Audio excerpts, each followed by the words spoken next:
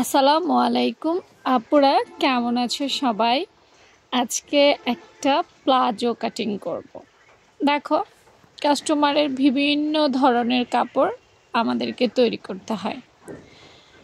আমাকে আজকে যে কাপড়টা দিয়েছে এটা দেখি দুটো খণ্ডে ভাগ করা নিজে থেকেই, মানে এমন দুটো পার্ট আমাকে দিয়ে দিয়েছে।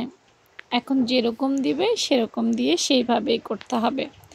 কাপড় দুইটা আগা মাথা কোনো দিক দিয়েই ঠিক নেই। আসলে কম দামি থ্রি পিসগুলোর বেলায় এই জিনিসটা হয়ে থাকে।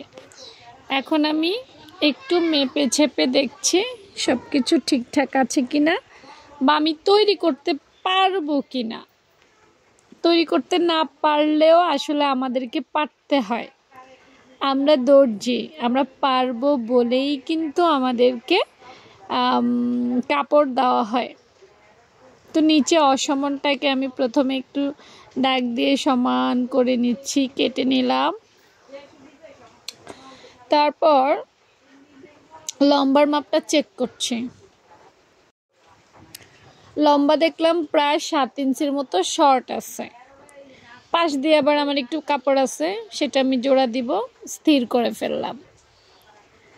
তারপর উপরেও দেখো কেমন বাঁকা ঝাঁকা, সেটাও কেটে ঠিক করব।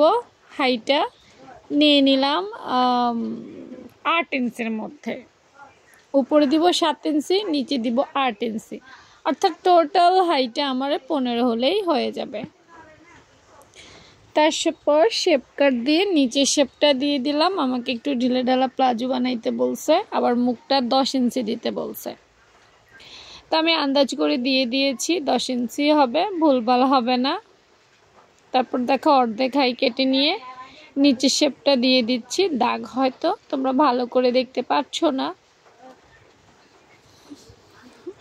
নাও, বাকি যে অংশটুকু আছে না কাপড়, সেই অংশটা এখন উপরে দিয়ে দিব।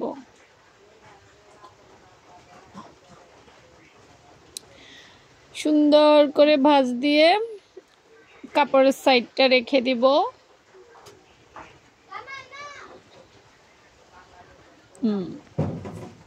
এখন কোমরে বাকি যে অংশটুকু আছে সেটা জোড়া দিয়ে দিব।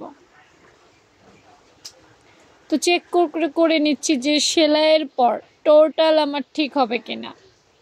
কাপড়ের পরিমাণ দেখো, সেলাই করার পর জোড়া পড়বে, জোড়ার পর রাবার পড়বে। আসলে এই বিষয়গুলো মাথায় রেখে এন্ড অফ দ্য ডে একদম পরিশেষে আমাকে যেন এটা টিকে, আমার 38.5 টিকতে হবে এই সালোয়ারটা।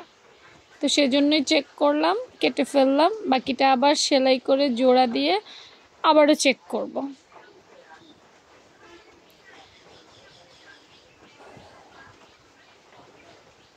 ওকে, আল্লাহ হাফেজ।